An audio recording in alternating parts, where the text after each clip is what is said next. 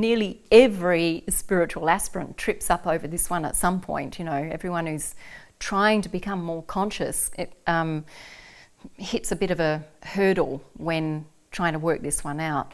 And that's fundamentally because it's not an absolute universe. You know, the mind tries to operate in absolutes. It's this or it's that.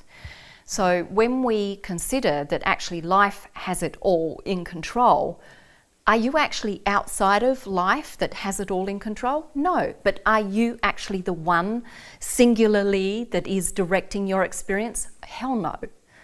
You know, there's an entire cosmos that's directing it and you are a part of it.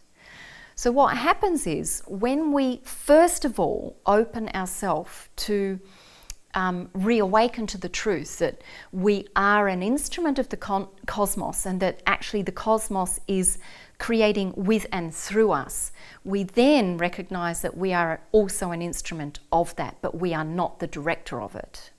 If we recognize we're an instrument of it, we actually come into a truer relationship with ourself and existence, in that we are neither the absolute or separate. We are indeed a part of that functioning.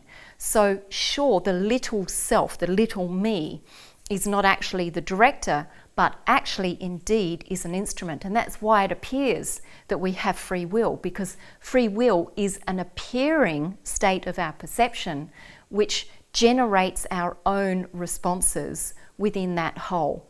So even though it can look like we're saying, all right, just come back to the now and, just completely surrender it over to the universe. The reality is you can't surrender it completely over to the universe because you are still a function of it. In the now, you still have an arising of response. You are being and becoming.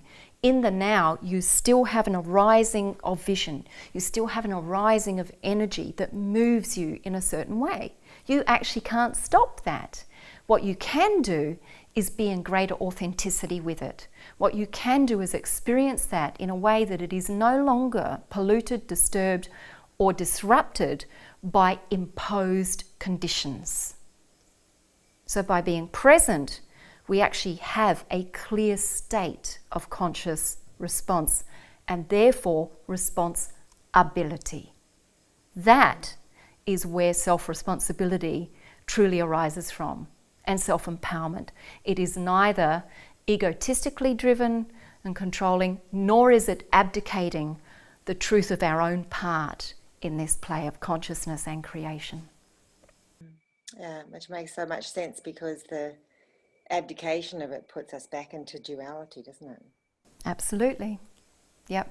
And you know, we see that over and over, that humanity keeps flipping from one to the other. You know, it's either the attempt to assert one's little self as the director and, you know, to control everything, or it's this resignation and, you know, giving it all up and trying to escape the world and the system and abdicating one's part within it, and neither work, you know, and we're seeing that in the world today. We're seeing the results of that, and that is what is really underpinning so much of the disruption and disturbance that's happening today.